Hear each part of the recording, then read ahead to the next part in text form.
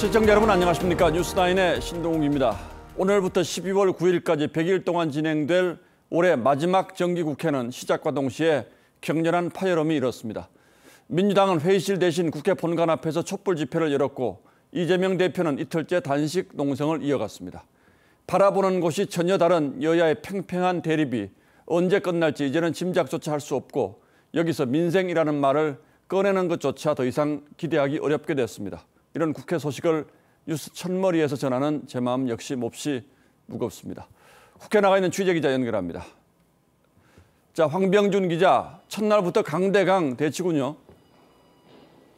그렇습니다. 국회는 오후 개회식을 시작으로 100일 동안의 정기국회 일정에 들어갔습니다. 오늘 제출된 내년도 예산안 심사와 대정부 질문 등 여야가 머리를 맞대야 할 과제가 적지 않지만 여야는 강대강 대치를 이어갔습니다. 국회 예결위에선 국내 수산물 소비 활성화에 사용될 예산에 대해 일본의 구상권을 청구해야 한다는 야당 주장을 놓고 공방이 벌어졌습니다. 우리 정부가 우리 세금을 들여서 거기 지원해요. 이런 고약한 일이 있습니까? 오염 처리수에 대해서 자꾸 불안하다니 심리적 불안을 그렇습니까? 느끼고 소비 위축이 되는 겁니다. 민주당은 조금 전 폭정 저지를 위한 촛불 집회를 열었는데 당 소속 의원과 당원, 지지자 1000여 명이 참여했습니다. 이재명 대표의 단식도 하루를 넘겼는데 지금은 어떻게 되고 있습니까? 네, 이 대표는 이틀째 국회 본관 앞에 흰 천막을 쳐놓고 단식을 이어갔습니다. 단식장 주변엔 어제 오늘 사이 찬반 시민들의 격려와 야유가 엇갈렸습니다. 이재명을 잡아주세요! 대표님, 저희들도 금식하고 있어요. 저도 같이 걸릴게요.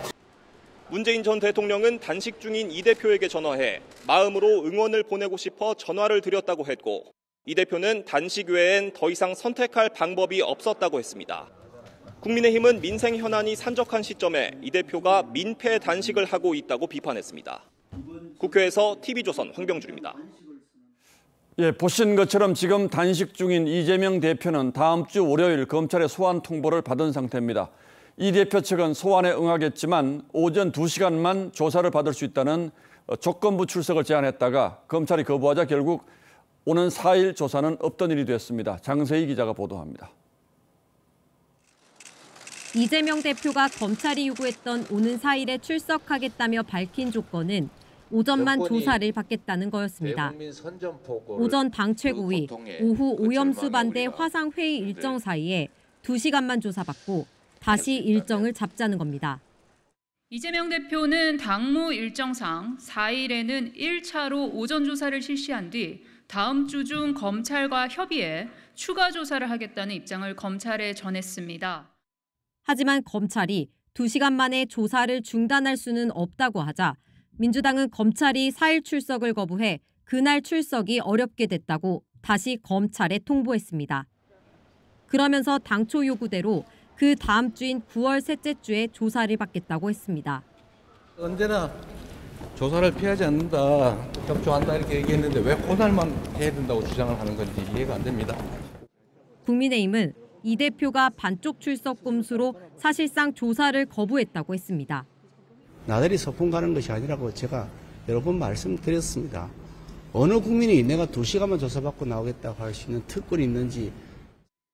이 대표가 검찰이 수용하기 힘든 오전 조사를 전제로 4일 출석을 통보한 건 방탄단식이란 비판을 불식시키려는 의도란 해석이 나옵니다. TV조선 장세희입니다. 예, 하지만 검찰은 아직도 이 대표가 일반 피의자들과 마찬가지로 통보받은 다음 주 월요일에 나와서 절차대로 조사를 받으라는 입장입니다. 하지만 앞서 보신 대로 양측의 협의가 사실상 무산되면서 다음 조사 일정을 잡기가 몹시 어렵게 됐습니다. 이 대표의 단식이 이어질 경우 건강 문제도 큰 변수가 되겠죠. 결국 이 대표 측이 노린 것이 바로 이것 아니었나는 분석도 나오고 있습니다. 이어서 김복은 기자가 보도합니다. 이재명 대표 측이 4일 불출석을 최종 통보하자 검찰은 예정대로 이 대표가 일반적인 피의자의 출석과 조사에 관한 형사사법 절차에 응해줄 것을 기대한다고 입장을 밝혔습니다. 4일 소환 통보가 여전히 유효하다는 건데 이 대표가 번번이 소환에 불응한 데 대한 불만을 에둘러 표시한 것으로 풀이됩니다. 이 대표가 다음 주 월요일 또 불출석하면 검찰은 지난달 30일을 포함해 모두 2차례 소환 불응으로 처리하고 나중에 구속영장 청구 시 기지할 것으로 알려졌습니다. 결국 대북 송금 의혹과 관련한 이 대표 첫 조사는 11일에서 15일 사이가 될 가능성이 큽니다. 문제는 열흘 이상 단식을 한 이 대표의 건강입니다. 검찰은 실질적인 조사가 이루어지지 않더라도 원칙대로 소환 조사는 불가피하다는 입장입니다. 검찰 내부에선 의사와 구급차를 대기시켜 놓고라도 조사해야 하는 것 아니냐는 말도 나옵니다. 다만 야권이 이를 놓고 강압 수사라고 주장하거나 향후 국회 체포동의안 표결 시 친명계를 결집시키는 계기도 될 수 있어 검찰 속내는 복잡해졌습니다. 이 대표의 대장동 재판도 15일로 잡혔는데 단식이 계속되면 연기될 가능성이 높습니다. TV조선 김보건입니다. 윤석열 대통령은 오늘도 이른바 이념 공세를 이어갔습니다. 공산 전체주의 세력과 반국가 세력이 반일 감정을 선동하고 있다며 야권을 정면으로 겨냥했습니다. 현 정부의 외교 정책이 실패했다는 야당의 주장에도 공세적으로 반박했습니다. 홍현주 기자가 대통령의 발언 맥락을 자세히 짚어봐드리겠습니다. 국립외교원 설립 60주년을 맞아 외교 전문가와 외교관 후보자들을 만난 자리에서 윤석열 대통령은 우리의 자유가 끊임없이 위협받고 있다고 했습니다. 아직도 이 공산 전체주의 세력과 그 기회주의적 추종 세력 그리고 반국가 세력은 반일 감정을 선동하고 그러면서 반국가 세력이 어느 때보다 단단한 한미일 협력 체계가 대한민국을 위험에 빠뜨릴 것처럼 호도하고 있다고 했습니다. 모호한 외교는 안 된다고도 했습니다. 상대에게 예측 가능성을 주지 못하는 외교는 신뢰도 국익도 결코 얻지 못할 것입니다.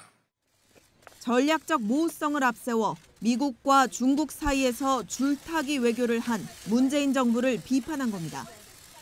지난달 말 국민의힘 연찬회에서 이념 없인 실용도 없다고 강조한 뒤 한층 발언 수위가 선명해졌습니다. 국제사회에서 자유와 법치를 실현하자는 의미를 담아 국립외교원 정원에 소나무 한 그루를 심은 윤 대통령은 다음 주 5박 7일 일정으로 아세안과 G20 정상회의 순방에 나섭니다. TV조선 홍현주입니다. 육군사관학교가 교내에 있는 홍범도 장군 흉상을 외부로 옮기겠다고 발표하자 민주당 의원들이 육사를 찾아가서 계획의 전면 백지화를 요구했습니다. 그리고 비슷한 시각 이승만 전 대통령의 양아들인 이인수 씨가 4.19 희생자 묘역을 찾아 사죄했습니다. 전혀 관계없는 듯 하면서도 큰 줄기에서는 이어져 있는 이 대조적인 두 장면을 최지원 기자가 취재했습니다. 육군사관학교를 찾은 민주당 소속 국방위원들이 홍범도 장군 흉상 이전 반대를 외칩니다. 반드시 백지화시킵시다! 반역사적 시도를 멈추라며 백지화를 요구했고 동상을 1cm라도 옮긴다면 우리는 용납하지 않을 것이다. 일부 의원은 흉상에 부둥켜 안기도 했습니다. 홍범도는 빨갱이라고 그러고 발치산이라고 얘기하는 이 무식한 이 윤석열 정부에 대해서 여당은 반일을 부추겨 정치적으로 이용하지 말라고 비판했습니다. 더불어민주당과 자신들의 정치적 야욕을 채우기 위해 온갖 퍼포먼스를 연출했습니다. 정치권에선 극단적인 이념 논쟁이 벌어지고 있지만 이승만 전 대통령 유가족은 63년 만에 4.19 묘역을 찾아 사죄했습니다. 12년 전 참배 요청을 거부했던 4.19 유가족 단체들이 이번엔 방문을 허락했습니다.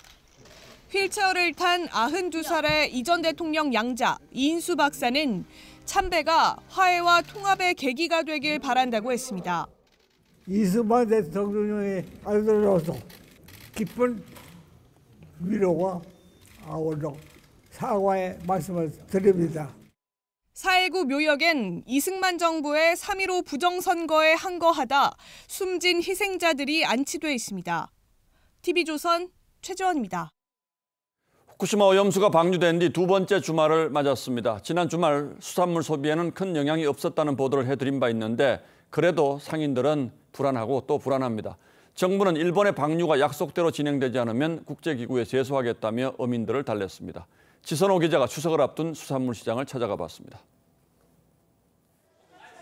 추석 대목을 앞둔 전통시장 내 수산물 코너. 상인들은 안전한 우리 수산물이 오염수 명칭 때문에 위험한 것처럼 오해받는다고 하소연합니다. 손님들 자체도 오시면 다 그런 얘기를 하시니까. 우리나라까지 오기 전까지는 먹어도 되는지 뭐 이러면서 아무래도 좀 기분 나쁘죠. 그건 당연히 그 오염수가 아니고 처리수인데.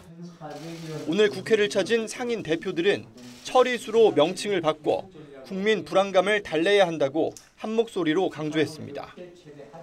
오염수란 말 말고 처리수라 해가지고 정말로 서민들이 전통시장에 편안하게 사고 팔고 먹고 할 수 있게끔. 전문가들도 오염수가 처리되기 전과 후를 구별해야 한다는 입장. 정확하게 이야기를 하면은 이거는 오염수의 처리 희석 방류수예요. 알프스를 거친 처리수를 구별해서 부를 수 있는 용어가 필요한 겁니다. 이 같은 요구에 정부는 검토하겠다고 밝혔습니다. 정부는 일본의 오염수 방류에 문제가 생길 경우에 다음 달 열리는 국제해사기구 IMO 총회에서 문제를 제기하겠다는 입장도 내놨습니다. 일본은 오염수 방류는 논의 대상이 아니라고 주장하고 있지만 IMO는 당사국 간 협의를 통해 총회에서 논의할 수 있다고 밝혔습니다. TV조선 지선호입니다. 민주당은 일본의 오염수 방류를 지금이라도 반드시 저지하겠다며 국제해양법재판소에 소송을 제기하라고 정부를 압박하고 있습니다. 그런데 이 사안은 사실 문재인 정부 때도 검토가 됐었던 겁니다. 그런데 그때는 왜 안 했는지, 지금은 뭐가 달라졌는지 따져보겠습니다. 자, 홍영 기자, 이재명 대표가 직접 소송을 언급을 했죠.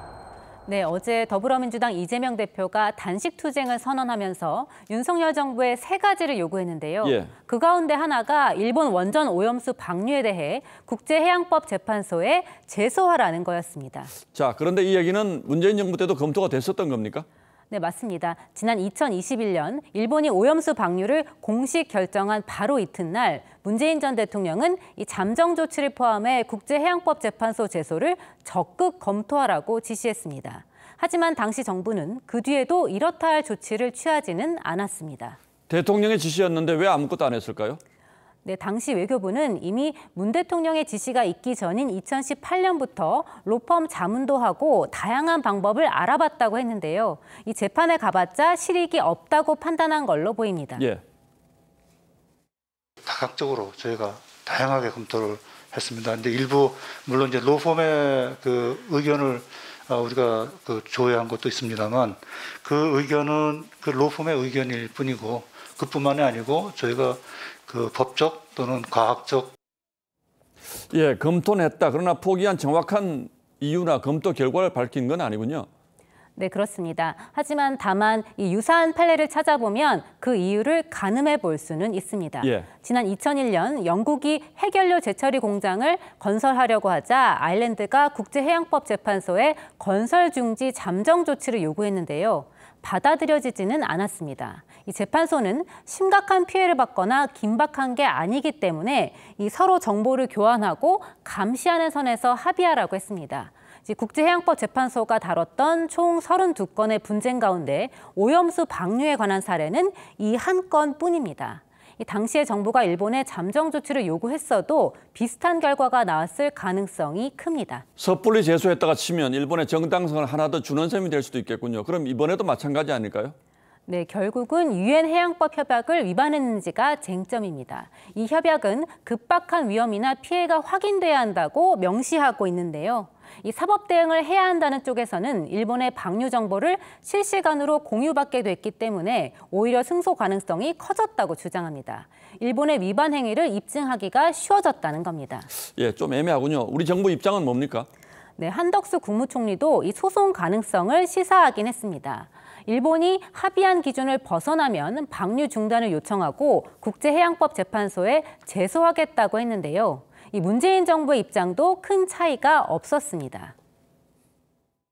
유엔 해양법 협약상의 그 의무를 위반한다 이렇게 판단이 되면 그 분쟁 해결 절차로 가는 겁니다. 예, 뭐 결론적으로 보면 무작정 할 건 아니고 일본의 협약 위반이 확인되면 그때 가서 검토하는 게 명분도 있고 또 실효성도 높아진다 이렇게 볼 수가 있겠군요. 예, 홍영 기자 잘 들었습니다.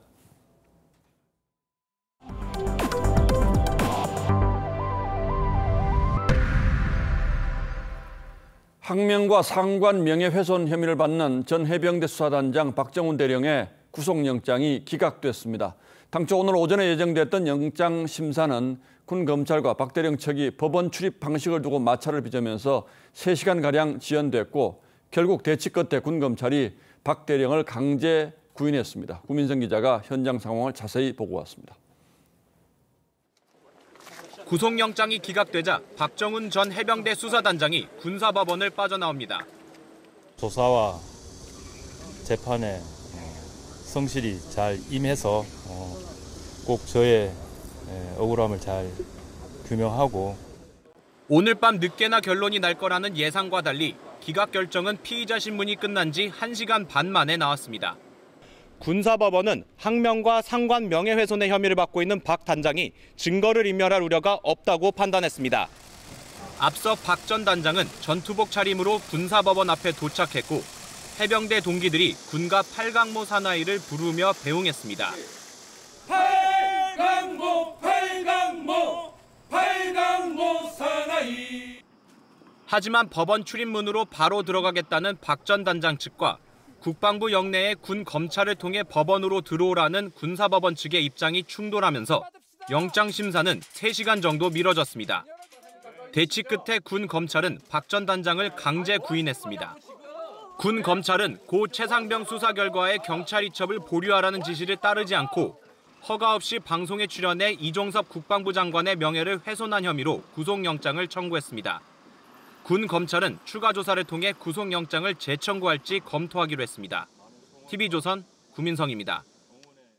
예, 다음 뉴스입니다. 윤석열 정부의 연금 개혁 초안이 나왔습니다. 아직은 밑거름이고 최종 확정된 건 아니지만 핵심은 예상했던 그대로입니다. 사실 별다른 뾰족한 방법이 있을 리도 없죠. 즉 보험료는 더 내고 연금 수급 시기는 늦추자는 겁니다. 얼마를 더 내고 언제 받아야 연금 고갈을 막을 수 있을지 차정성 기자가 연금 개혁안의 자세한 내용을 취재했습니다. 공적연금 축소하고 가짜재산 조정하는 재정계산이 규탄한다.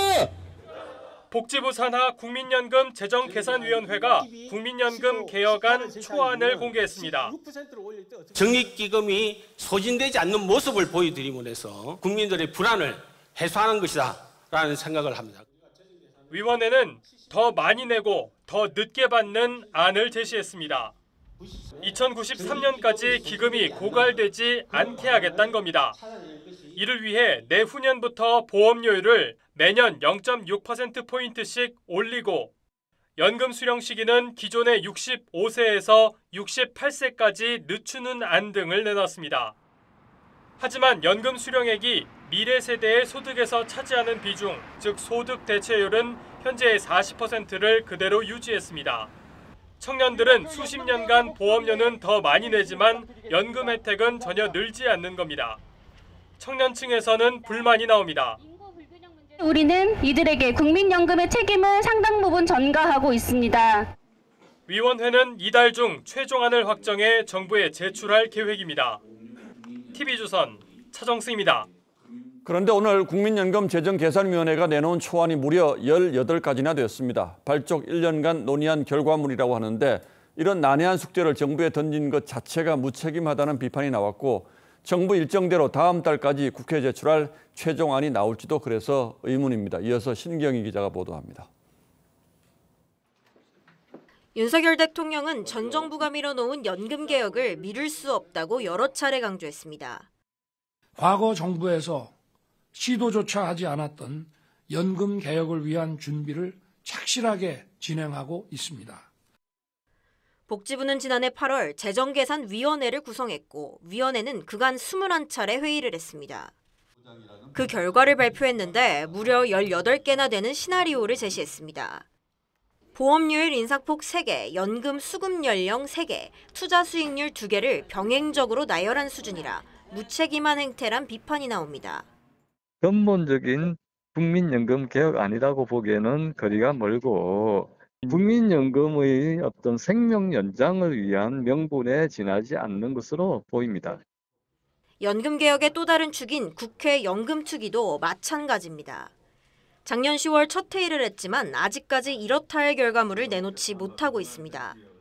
복지부는 다음 달 국민연금 개혁안을 국회에 보고하겠다는 계획이지만 너무 촉박한 일정이란 지적이 나옵니다.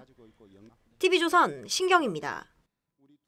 부산의 한 목욕탕에서 폭발 사고가 발생했습니다. 이 첫 폭발로 발생한 화재가 초진됐을 때만 해도 인명피해는 없었는데요. 이후 폭발이 또 일면서 소방관과 경찰 등 21명이 중경상을 입었습니다. 먼저 김동영 기자입니다. 건물에서 불기둥이 치솟으며 폭발이 일어납니다. 20분 뒤 1차 진화 작업으로 불길이 잠잠해지고 소방차와 관계자들이 모여든 순간 또 한 번의 더 큰 폭발이 발생하며 화염이 인파를 덮칩니다.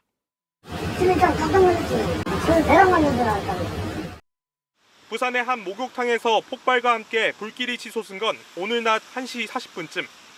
불길은 20분 만에 잡혔고 목욕탕이 영업을 하지 않아 인명피해도 없었습니다. 하지만 오후 2시쯤 또 한 번의 폭발과 함께 불길이 다시 번졌습니다. 1차적으로 불이 꺼졌다 생각하고 있는데 2차가 옮겼는 거 뻥 하면서는 불길이 막 밖으로 막 옷이 순식간에 옷이 없어지더라고요. 폭발의 위력은 목욕탕 외벽이 무너져 내리고 인근 주택 유리창이 깨질 정도로 컸습니다. 2차 폭발로 소방대원 2명이 크게 다치는 등 인근에 있던 21명이 부상을 입었습니다. 중상자 같은 경우에는 안면부는 2도 화상으로 지금 추정하고 있고 나머지 팔이나 기타 부위에는 1도 화상을 일부분 있는 거로 그렇게. 경찰과 소방당국은 폭발 사고가 난 건물의 내부 온도를 내리는 등 안전조치가 마무리되는 대로 사고 원인 조사에 나설 예정입니다. TV조선 김동영입니다. 화재 진압 뒤 벌어진 예상치 못한 폭발이어서 피해가 컸는데요. 어쩌다 폭발인 건지 추가 폭발이나 붕괴 등의 우려는 없는지 현장 연결해 보겠습니다. 자, 하동훈 기자, 현장 상황과 부상자 상태부터 전해주시죠. 네, 2차 폭발 당시 소방관 8명이 중경상을 입었는데요. 특히 소방관 2명은 얼굴 2도, 전신 1도 화상을 입는 등 크게 다쳤습니다. 다행히 생명에는 지장이 없는 것으로 확인됐습니다. 건물 밖에서 잔불 정리를 하던 소방관 6명도 화상을 입고 병원으로 옮겨졌습니다. 앞서 영상에서 보신 것처럼 2차 폭발 당시 인명피해가 커졌는데요. 소방관뿐만 아니라 화재 조사를 위해 현장에 출동한 경찰관 3명과 인근 주민 4명이 다쳤습니다. 현장 점검을 나왔던 김진홍 부산 동구청장과 구청 직원 등 6명도 다쳐 응급실로 옮겨져 치료를 받았습니다. 네, 어쩌다가 화재와 폭발이 벌어진 건지는 파악이 되고 있습니까? 네, 이번 사고는 큰 불길이 잡힌 뒤 건물 밖에 모여 막바지 진화 작업을 벌이던 중 갑자기 추가 폭발이 발생해 대형 인명피해로 이어졌습니다. 소방당국은 2차 폭발이 있기 전 지하 1층에 불씨가 잡혔고 화재 확산 우려는 없었다고 판단한 것으로 전해집니다. 또 초기 진화 당시 연료 탱크로 추정되는 물체가 보여 그 부분을 중점적으로 진화했다고 설명했는데 안심한 순간 추가 폭발이 발생한 것으로 보입니다. 소방당국은 화재 3시간 만에 진화에 성공했지만 목욕탕 내부 온도가 55도까지 올라 내부 진입에 애를 먹기도 했습니다. 현재는 경찰이 목욕탕 주변에 통제선을 치고 주민들의 접근을 막는 등 추가 피해가 없도록 대비하고 있습니다. 부산 목욕탕 폭발 사고 현장에서 TV조선 하동훈입니다. 다음 뉴스를 전하기 전에 시청자 여러분께 하나 묻겠습니다. 자신이 쓴 책을 누군가 3권을 산 뒤에 1억 5천만 원을 준다면 이걸 정당한 돈이라고 볼 수 있을까요? 실제 이런 일이 벌어졌다는 주장이 나왔습니다. 대장동 민간업자 김만배 씨가 신앙림 전 언론노조 위원장의 책 3권을 1억 5천만 원에 샀다는 게 신 씨의 주장입니다. 신 씨는 지난 대선 전국에서 윤석열 대통령이 검사 시절 조사를 받으러 온 저축은행 브로커에게 커피를 타줬다는 내용을 언론에 공개해서 파장을 불러온 바 있는 인물인데요. 검찰은 신 씨가 김만배 씨의 사주를 받고 허위 인터뷰를 한 것으로 의심하고 있습니다. 조성호 기자의 보도입니다. 지난 대선 TV 토론 때 이재명 후보는 윤석열 후보가 검사 시절 저축은행 수사를 무마한 정황을 집중 공격했습니다. 한테 커피는 왜 사주셨어요? 왜 타주셨어요? 저는 그 사람 본 적이 없습니다. 일부 언론에서도 비슷한 내용의 의혹이 제기됐고 대선 사흘 전에는 관련 음성 파일까지 공개됐습니다. 대장동 사업자 김만배 씨와 친분이 있는 신학림 전 언론노조위원장의 대화 내용이었습니다. 커피 한 잔 주면서 너는 얘기 다 들었어. 그렇지 가 인마 이러면서 보내드래. 그런데 검찰은 신 씨가 당시 허위 인터뷰를 하고 그 대가로 김 씨로부터 1억 5천만 원을 수수한 혐의로 신 씨 집과 사무실을 압수수색했습니다. 압수수색 직후 신 씨는 김 씨에게 받은 돈은 책값이었다고 해명했습니다. 그 책이 왜 1억 5천이나 가냐? 그거는 그 책은 제가 이 책의 가치를 그 이하로는 저는 생각하지 않고 또 이 가치를 김만배가 흔쾌하게 받아. 하지만 검찰은 책값으로 보기엔 돈이 너무 많다고 보고 조만간 신 씨를 소환해 돈을 받은 경위 등을 추궁할 계획입니다. TV조선 조성호입니다. 아파트에서 경찰관이 추락해 숨진 사건 관련 소식입니다. 우선 마약을 한 정황이 좀 더 구체화되고 있습니다. 숨진 경찰관과 함께 있었던 일행 15명 가운데 적어도 7명은 마약을 한 것이 확인이 됐습니다. 또 해당 아파트에서는 주말이면 시끄러운 음악 소리가 들렸고 먹거리도 한가득 배달된 것으로 전해졌습니다. 전정원 기자입니다. 지난달 27일 강원경찰청 소속 30대 A씨가 추락해 숨진 아파트 이웃 주민들은 해당 아파트에서 클럽 음악 소리가 자주 새어나왔다고 했습니다. 주말을 앞두고는 집 앞에 배달 상품이 한가득 쌓여 있었다고 밝혔습니다.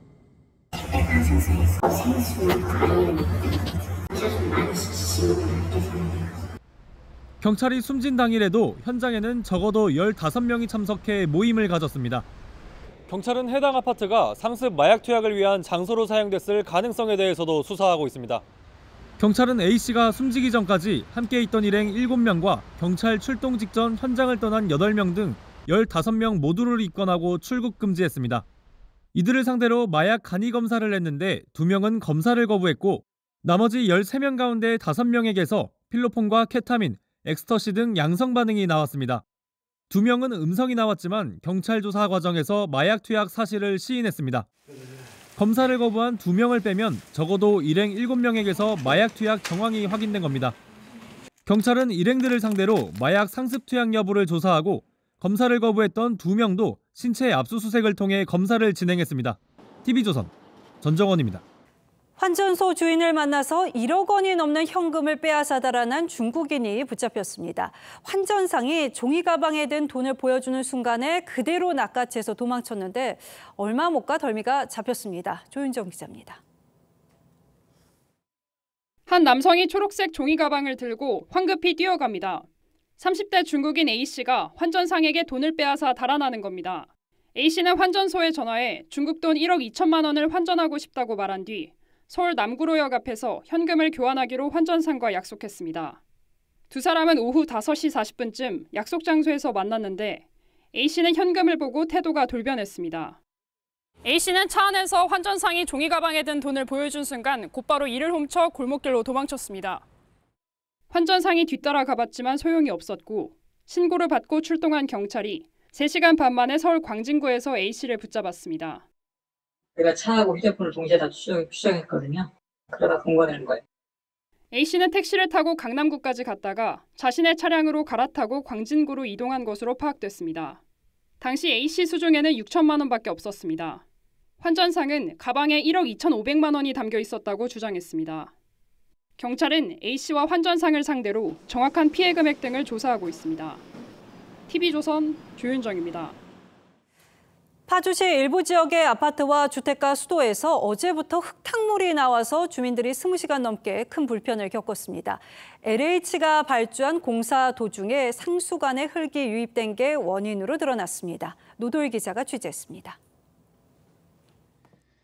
수돗물을 틀자 세면대에 금세 흙탕물이 콸콸 쏟아집니다. 물이 가득 찰수록 색깔이 점점 진해집니다. 어제 오후 5시쯤부터 파주시 동패동, 문발동 등 일부 지역에서 수돗물에 흙이 섞여 나온다는 신고가 시청으로 쇄도했습니다. 물이 노랗게 옅은 진흙탕 물 그렇게 나오더라고요. 불편한 거 씻질 못하니까. 수돗물을 쓸 수 없어 정수기물로 설거지를 하고 물티슈로 세수를 하는 등 16,000여 가구가 큰 불편을 겪어야 했습니다. 녹물이 나오기 때문에 저희들이 사용할 수는 없잖아요. 우선은 불편해도 정수기 물을 사용하는 방법밖에 없어요. 물이 많이 필요한 주변 음식점들은 어제 저녁 장사를 접어야 했습니다.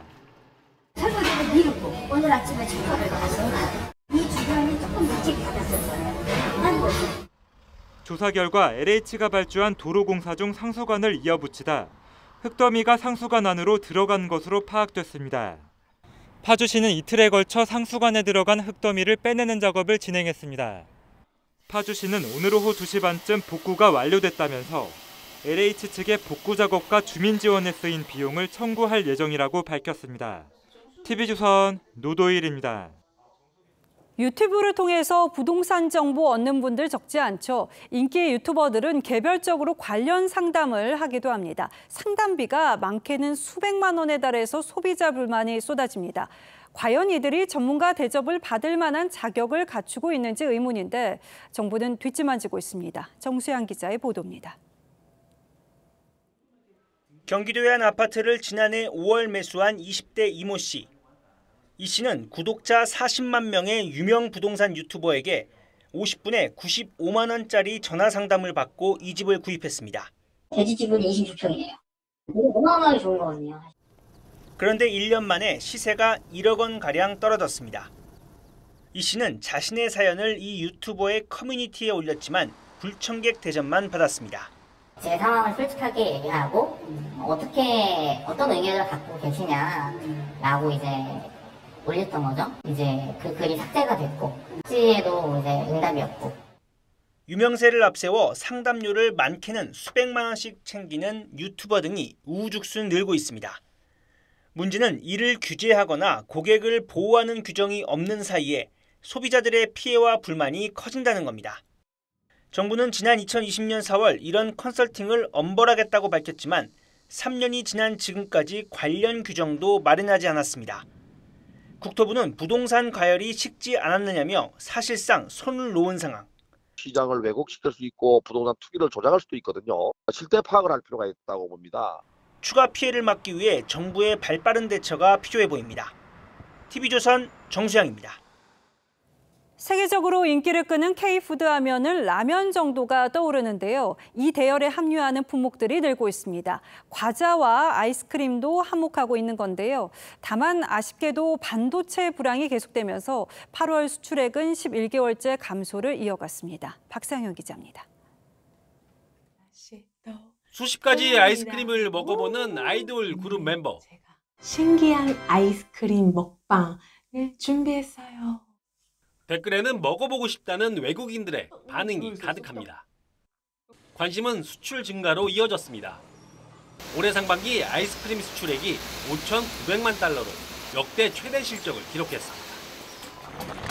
K푸드의 대표주자 라면 역시 수출 불황 속 역대급 호황을 누리고 있습니다. 올해 7월까지 라면 수출액은 5억 2천만 달러로 사상 첫 5억 달러를 넘어섰습니다. 형지 유통망 강화, 제품 라인업 확대 등을 통한 해외 시장 공략으로 해외 매출 비중을 50% 이상으로 끌어올릴 계획입니다. 지게차, 트랙터, 블랙박스, 피부 미용기기 등도 수출 신기록을 올리며 효자 상품으로 떠올랐습니다. 하지만 우리나라 전체 수출은 여전히 불안한 상황. 지난달 수출액은 518억 7천만 달러로 11개월째 감소했습니다. 수출 버팀목이던 반도체 수출이 21% 줄어든 탓입니다. 그나마 에너지 가격 하락으로 수입도 함께 줄면서 무역수지 3개월 연속 흑자를 지켰습니다. 정부는 엄중한 상황 인식하에 현 무역수지 흑자 기조의 안정적인 유지와 수출 증가율의 조기 플러스 전환을 위해 정부는 다음 달 범정부 차원의 수출 활성화 추가 지원 방안을 발표할 계획입니다. TV조선 박상현입니다. 이달 말 임기가 끝나는 김명수 대법원장이 지난 6년간 사법부를 이끈 소회를 밝혔습니다. 논란이 된 재판 지연 문제는 법관 부족 때문이라고 해명했고 국회 위정 혐의 관련해서는 수사에 성실히 임하겠다고 말했습니다. 또 어떤 말이 나왔는지 이재중 기자가 전하겠습니다. 첩첩산중 24일 임기가 끝나는 김명수 대법원장은 사법부를 이끈 6년을 이렇게 표현했습니다. 임기 초기 사법농단 사건 수사 때가 가장 힘든 시간이었다며 자체 해결할 수 있는 문제인지 의문이 많았다고 당시를 회상했습니다. 김 대법원장은 사법농단에 연루된 임성근 전 부장판사의 사표를 반려하는 과정에서 국회에 위증한 사실이 드러났는데 검찰 수사가 진행되면 성실히 임할 것이라며 지금도 송구한 마음이라고 밝혔습니다. 김명수 사법부의 문제 중 하나로 지적된 재판 지연에 대해서도 입장을 표명했습니다. 신속과 효율성도 중요하지만 국민에게 감동을 주는 재판이 되도록 노력했다면서 사건 수에 비해 법관 수가 절대 부족한 점이 재판 지연의 가장 큰 원인이라고 지적했습니다.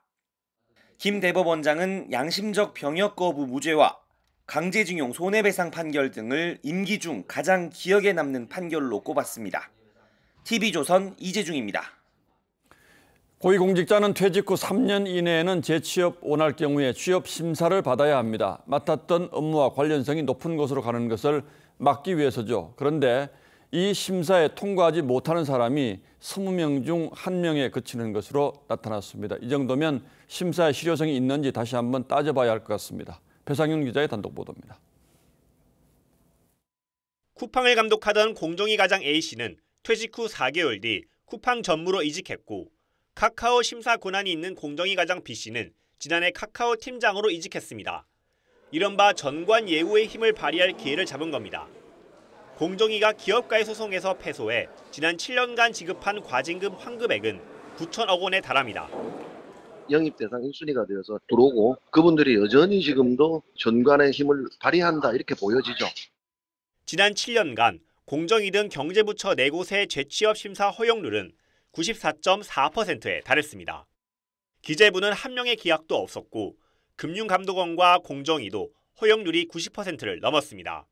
사실상 이 공직자윤리법상 취업심사 제도가 제대로 작동하고 있지 않다라는 것을 방증하고 있는 것이고 이런 유명무실한 취업심사조차 건너뛰기도 합니다.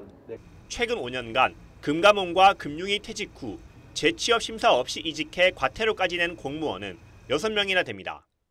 경제부처 전반에도 이런 이권 카르텔 문화가 만연해 있어서 매우 우려스럽습니다. 재취업심사 제도가 실질적인 역할을 하도록 제도적으로 개선이 되어야 한다는 목소리가 커지고 있습니다. TV조선 배상윤입니다. 정확히 100년 전 오늘 일본 관동 지역에서 최악의 지진이 발생했고 이 과정에서 유언비어가 돌아서 조선인 수천 명이 학살되는 일이 벌어졌습니다. 오늘 일본 현지에서는 당시의 참상을 잊지 말자는 행사들이 다채롭게 펼쳐졌지만 조선인 학살에 대해서는 철저히 침묵했습니다. 현지의 분위기를 조정린 기자가 보도합니다. 1923년 9월 1일 일본 관동 지역에 규모 7.9의 대지진이 발생했습니다. 지진과 화재로 10만 명이 넘는 사망자가 나왔고 당시 조선인이 폭동을 일으켰다는 유언비어가 퍼지면서 조선인 6천여 명이 학살됐습니다. 하지만 지금까지 일본 정부는 이를 공식 인정하지 않고 있습니다. 올해 관동 대지진 100주년 정부 주최 행사에선 희생자 추모와 재난 대비 중요성을 강조할 뿐 조선인 학살에 대한 언급은 없었습니다. 政府としては何よりも人命第一で引き続き 일본 정부는 당시 학살에 대한 기록이 없다는 점을 이유로 들고 있습니다. 関連の記録をまず精査してはどうですか。いかがですか。政府内において事実関係を把握することのできる記録が見当たらなかったものであり 마스노 히로카즈 관방장관도 최근 기자회견에서 같은 이유로 반성과 사과 입장을 유보했습니다. 최근 한미일 정상회담을 통해 한일 관계의 새 지평이 열렸다는 평이지만 일본이 이에 걸맞게 과거사 돌아보기를 해야 한다는 지적이 나옵니다. TV조선 조정른입니다. 네, 지금 보시는 남해 해안선 사진은 우주에서 촬영됐습니다. 경남 김해 분성고등학교 학생들이 카메라를 매단 풍선을 고도 33km에 달하는 성층권에 띄어서 촬영한 겁니다. 학생들은 낙하 지점을 정확하게 예측해서 카메라 회수에도 성공했는데요. 이들의 실험 정신 덕분에 대한민국 미래에 대한 기대가 커집니다. 이성진 기자가 학생들을 만났습니다. 우주 공간에서 바라본 경남 남해안의 모습입니다. 거제와 통영 일대 해안선이 뚜렷하게 보입니다. 저 멀리에는 일본 대마도 모습까지 담겼습니다. 신비로운 우주의 모습은 경남 김해의 고등학생들이 만든 우주 풍선에 부착된 카메라로 촬영됐습니다. 우주까지 실제로 영상에 담기니까 정말 그 영상을 보고 다 같이 정말 환호하고 기뻐했습니다. 과학 동아리 학생들이 지름 1m가 넘는 우주 풍선을 띄운 것은 지난달 5일. 3, 2, 1. 와! 날아간다! 헬륨 가스를 채운 풍선에는 카메라와 각종 센서, 위치 확인 시스템 등이 장착된 스티로폼 상자를 매달았습니다. 풍선은 40여 분 만에 지상 33km 성층권까지 올라가 1시간가량 비행하다 터졌습니다. 낙하 지점까지 정확히 계산해 카메라 등 장비를 담은 상자를 되찾았습니다. 지난해 실패를 밑거름 삼아 카메라 수거에도 성공한 것입니다. 풍선을 날리는 위치에서 바람의 방향과 속도 이런 거를 저희가 시뮬레이션 사이트에 입력을 해가지고 우주 풍선에 성공한 학생들은 고체 연료 로켓 제작과 발사, 국산 전투기 KF-21을 본뜬 무인기 개발 등에 도전할 계획입니다. TV조선 이성진입니다. 유럽 최대 가전전시회 IFA 2023이 오늘 개막했습니다. 세계적 트렌드가 그대로 IFA에도 반영됐습니다. 에너지를 덜 쓰고 오래 쓰는 가전이 전면에 섰습니다. 유혜림 기자가 안내합니다.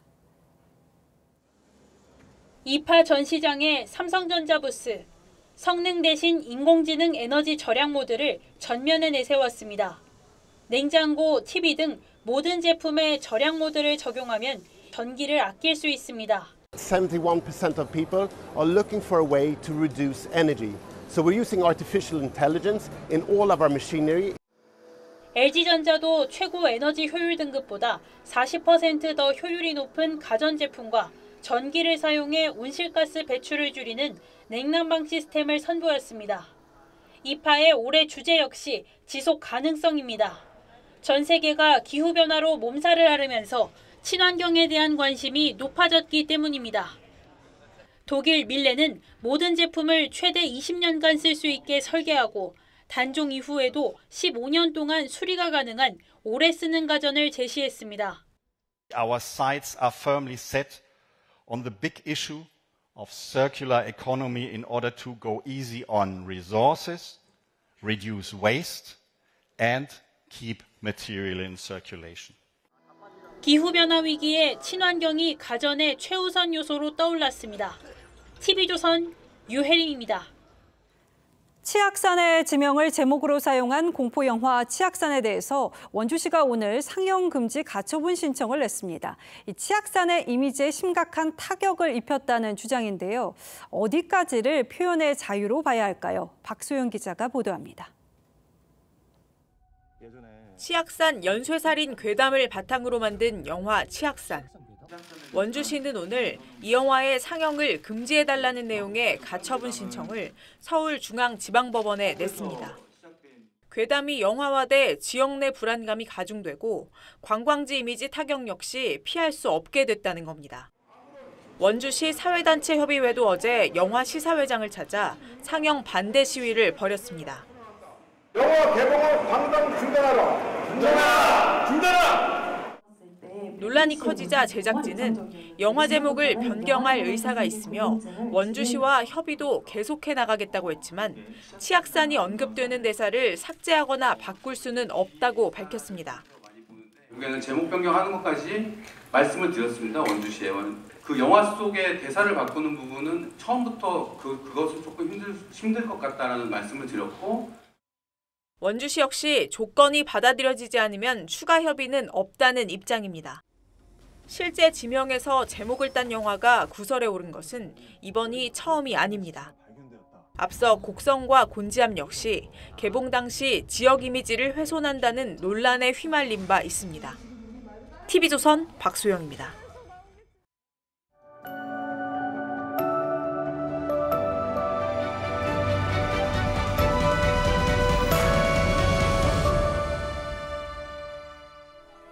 불황민들을 휘어잡을 수 있는 것,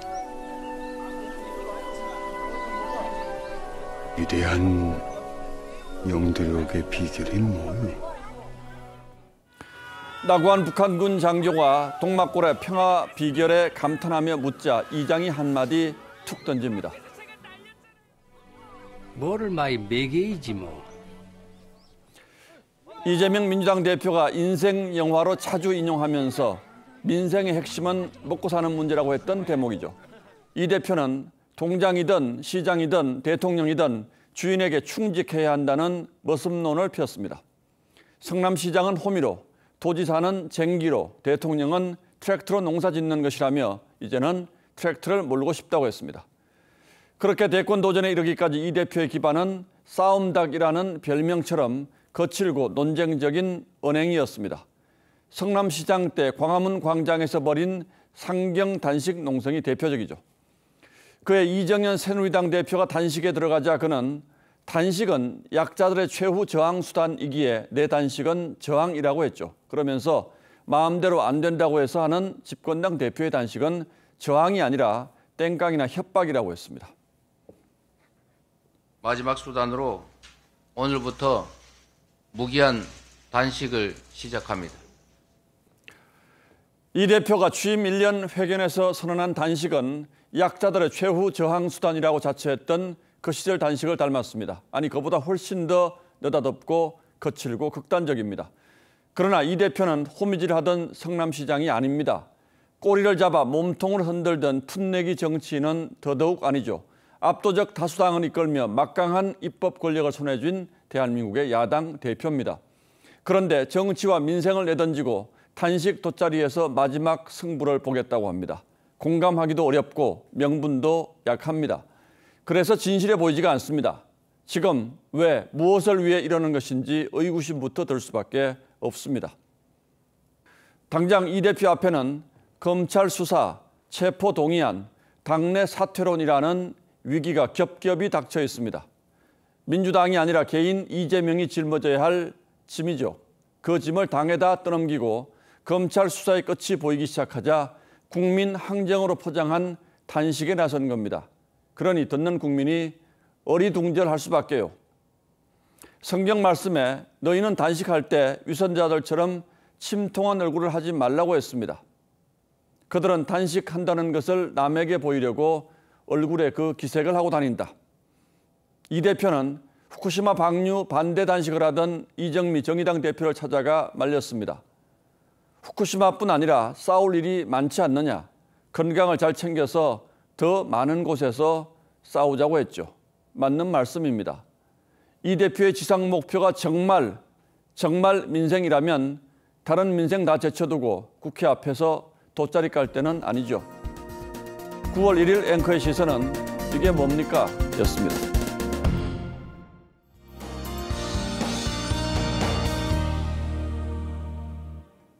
(9월의) 첫날 힘차게 시작하셨나요? 오늘 대체로 맑았던 중부와 달리 남부로는 비가 내리는 모습입니다. 내일도 남부 지역 비가 계속되겠고요. 제주 많은 곳으로 최대 200mm 이상, 부산과 울산을 비롯한 남해안으로 최대 120mm 이상의 많은 양이 예상됩니다. 그 밖의 지역도 5에서 60mm가 전망되고요. 특히 남해안과 제주를 중심으로 강한 비가 집중되겠습니다. 중부지방은 내일도 대체로 맑다가 오후부터 차츰 흐려지겠습니다. 제주와 남해안으로는 갑작스러운 너울에 주의하셔야겠고요. 모레까지는 1년 중 해수면 수위가 가장 높은 백중사리 기간입니다. 해안가 저지대 침수 피해 각별히 대비해 주셔야겠습니다. 내일 영동을 제외한 중부지방 한낮에 30도 안팎으로 오늘보다 조금 높겠고요. 남부지방은 폭염특보가 발효된 전남을 중심으로 늦더위가 예상됩니다. 모레 전국 대부분 지역에 가끔 비가 이어질 텐데 소강 상태에 드는 곳도 많겠습니다. 날씨였습니다. 예, 9월 1일 금요일 뉴스나인은 여기서 모두 마치겠습니다. 시청해주신 여러분 고맙습니다.